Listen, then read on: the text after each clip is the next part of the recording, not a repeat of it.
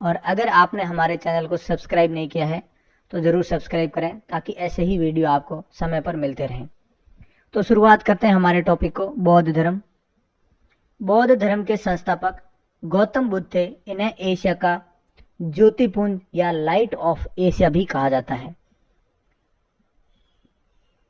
उपनामों में बहुत बार क्वेश्चन पूछा जा सकता है कि लाइट ऑफ एशिया किसे कहा जाता है। तो लाइट ऑफ एशिया कहा जाता है गौतम बुद्ध को, और ये गौतम बुद्ध बौद्ध धर्म के संस्थापक थे। गौतम बुद्ध का जन्म 563 ईसा पूर्व कपिल वस्तु के लुम्बिनी नामक स्थान पर हुआ था। गौतम बुद्ध का जन्म 563 बीसी में लुम्बिनी नामक स्थान जो कहाँ पड़ता था, कपिल वस्तु में, वहां हुआ था। इनके पिता का नाम शुद्धोधन जो शाक्य गण के मुखिया थे। तो इनके पिता का नाम था शुद्धोधन जो शाक्य गण के मुखिया थे। इनकी माता का नाम था महामाया देवी जिनकी मृत्यु इनके जन्म के 7वें दिन ही हो गई थी। तो गौतम बुद्ध की माता का नाम था महामाया देवी और महामाया देवी की मृत्यु गौतम बुद्ध के जन्म के 7वें दिन हो गई थी। तो इनके लालन पोषण की बात करें तो इनका लालन पालन किसने किया था, तो इनकी सौतेली माँ थी जिसका नाम था प्रजापति गौतमी। तो इनका पालन पोषण किया था प्रजापति गौतमी ने।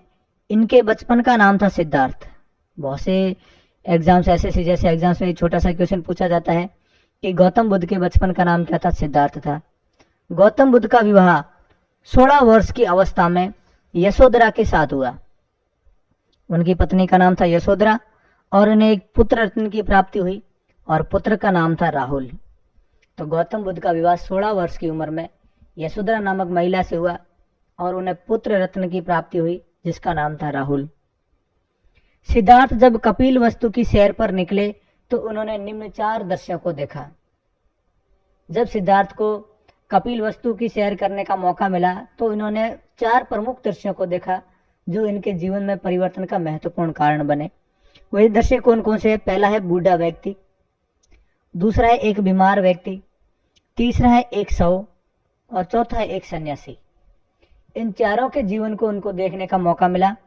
सांसारिक समस्याओं से व्यथित होकर सिद्धार्थ ने 29 वर्ष की अवस्था में गृह त्याग किया जिसे बौद्ध धर्म में महाभिनिष्क्रमण कहा जाता है।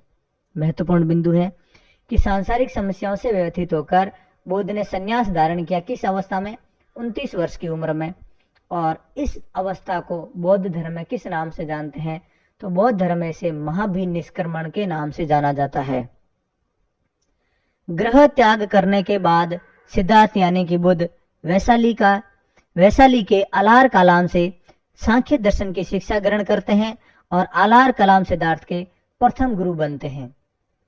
तो जब वे गृह त्याग करते हैं तो आगे चलते समय उन्हें जो है उनकी मुलाकात किससे होती है? तो वैशाली के एक गुरु से होती है जिनका नाम था अलार कलाम। और अलार कलाम से उन्होंने किसकी जानकारी या किसकी शिक्षा ग्रहण की? तो उन्होंने सांख्य दर्शन की जो शिक्षा ग्रहण की और इसलिए इनके प्रथम गुरु के नाम से भी किसको जाना जाता है? अलार कलाम को ही जाना जाता है। अलार कलाम के बाद सिद्धार्थ ने राजगीर के रुद्रकारम पुत्र से जो है वो शिक्षा ग्रहण की। तो राजगीर के रुद्रकारम पुत्र से जो है उन्होंने शिक्षा ग्रहण की अलार कलाम के बाद में।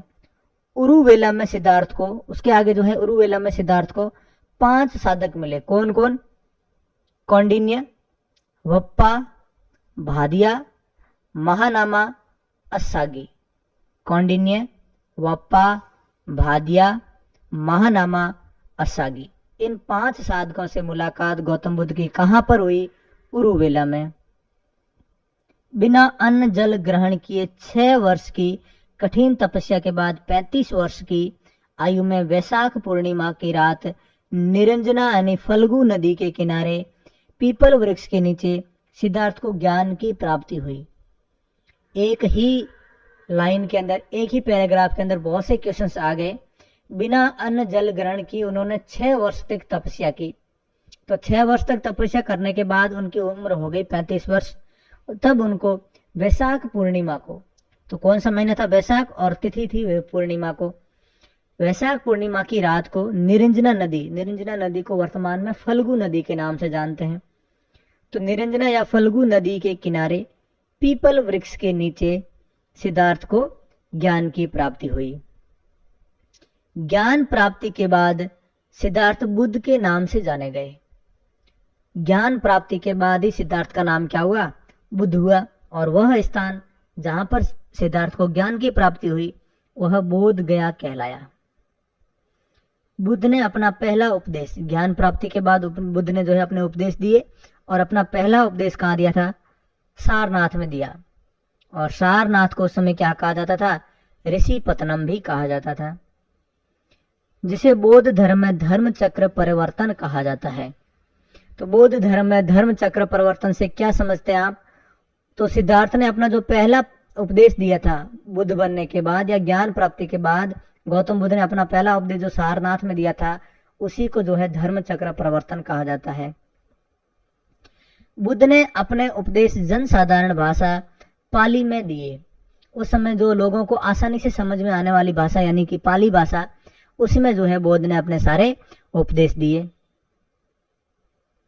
बुद्ध ने अपने सर्वाधिक उपदेश कौशल देश की राजधानी श्रावस्ती में दिए।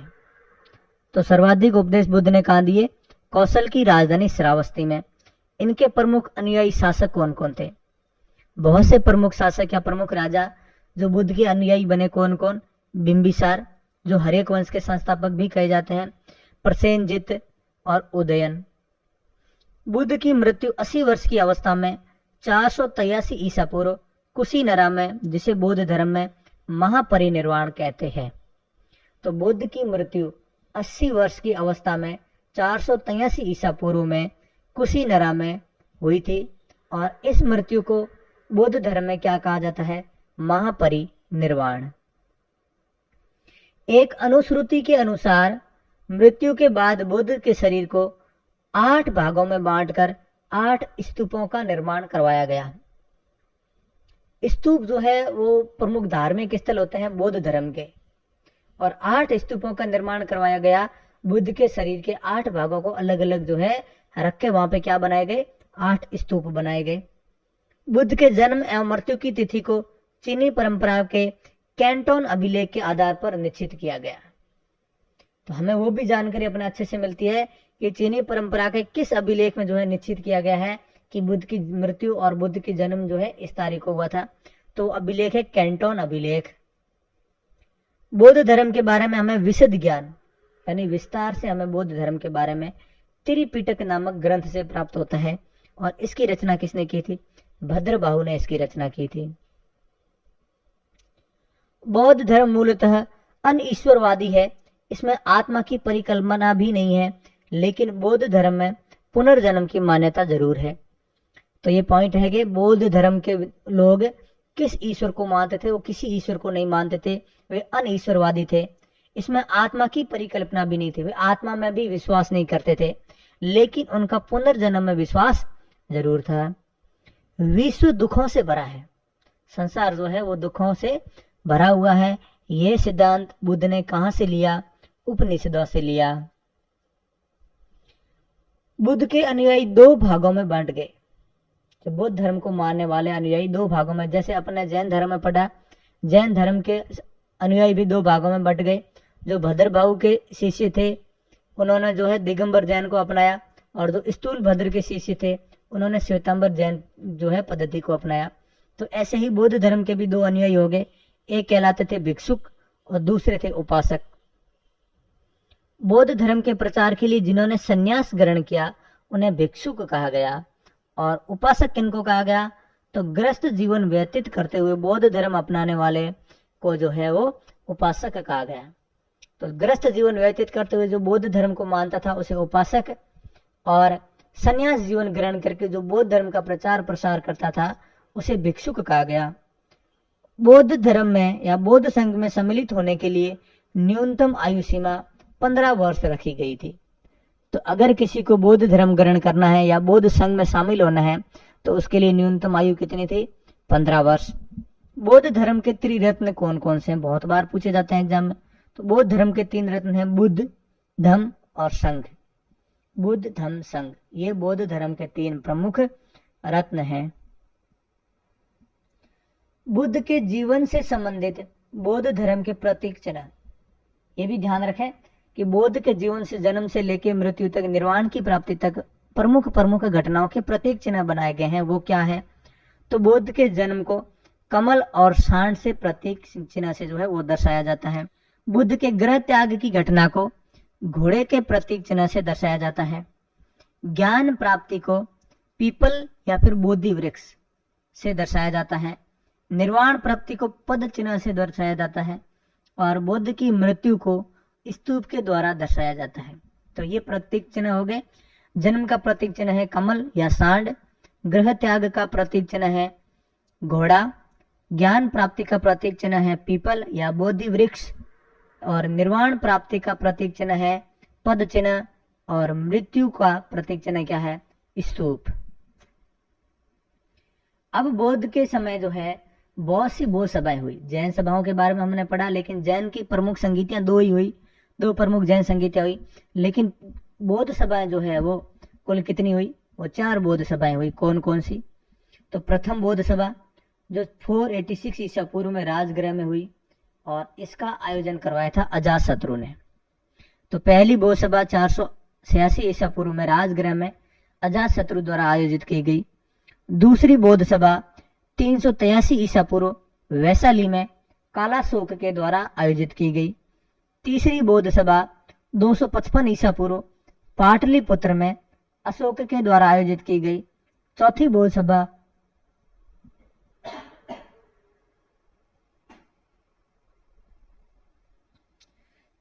सभा कुंडलवन में राजा कनिष्क के द्वारा आयोजित की गई।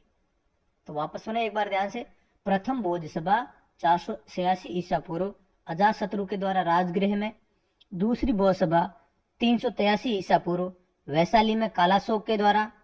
तीसरी बौद्ध सभा 255 ईसा पूर्व पाटलिपुत्र में अशोक के द्वारा। और चौथी बौद्ध सभा कुंडलवन में राजा कनिष्क के द्वारा आयोजित की गई। चतुर्थ बौद्ध संगीति के बाद बौद्ध धर्म 2 भागों में बट गया, जिसका एक शाखा थी जिसका नाम था हीनयान और दूसरी थी महायान। दिगंबर और श्वेतांबर जैन की तरह ही 2 प्रमुख शाखाएं में हो गया बौद्ध धर्म।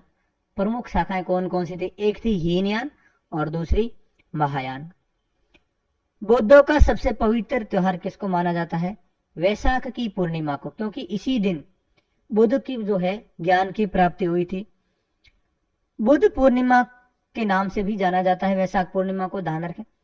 तो बुद्ध का या बौद्ध धर्म का सबसे पवित्र त्योहार कौन सा है? वैशाख पूर्णिमा, जिसको बुद्ध पूर्णिमा के कहते हैं। इसका महत्व क्यों है? क्योंकि बुद्ध पूर्णिमा के दिन बुद्ध का जन्म हुआ, बुद्ध को ज्ञान की प्राप्ति हुई और बुद्ध को महापरिनिर्वाण की प्राप्ति भी वैशाखी की पूर्णिमा के दिन ही हुई थी। बुद्ध ने सांसारिक दुखों के संबंध में 4 आर्य सत्यों का उपदेश दिया। बुद्ध ने 4 आर्य सत्य कौन कौन से बताए जो सांसारिक दुखों के संबंधित है? पहला है दुख, दूसरा है दुख समुदाय, दुख निरोध, दुख निरोध गामिनी प्रतिपद्या। तो आप इनको थोड़ा सा पढ़ के ध्यान रखें, इनको याद करने की इतनी जरूरी भी नहीं है। दुख, दुख समुदाय, दुख निरोध, दुख निरोध गामिनी प्रतिपद्या। इन सांसारिक दुखों से मुक्ति पाने हेतु बुद्ध ने अष्टांगिक मार्ग की बात कही। मतलब 8 प्रमुख मार्ग बताए कि इन दुखों से आपको मुक्ति पानी है। तो कौन कौन से हैं?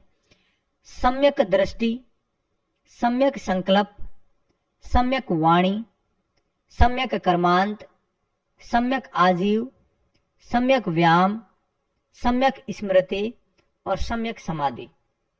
सम्यक दृष्टि, संकल्प, वाणी, क्रमांत, आजीव, व्यायाम, स्मृति एवं समाधि।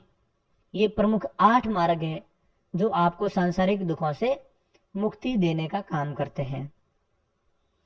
बुद्ध के अनुसार अष्टांगिक मार्गों के पालन करने के उपरांत मनुष्य की भाव तृष्णा नष्ट हो जाती है और उसे निर्वाण की प्राप्ति होती है। इन अष्टांगिक मार्गों को फॉलो करने से आपकी या मनुष्य की भाव तृष्णा जो है वो नष्ट हो जाती है, मोह माया से वो मुक्त हो जाता है और उसे निर्वाण की प्राप्ति होती है। निर्वाण बौद्ध धर्म का परम लक्ष्य है। बौद्ध धर्म जो है इसका मुख्य लक्ष्य ही क्या है? निर्वाण की प्राप्ति करना। और निर्वाण का अर्थ क्या होता है?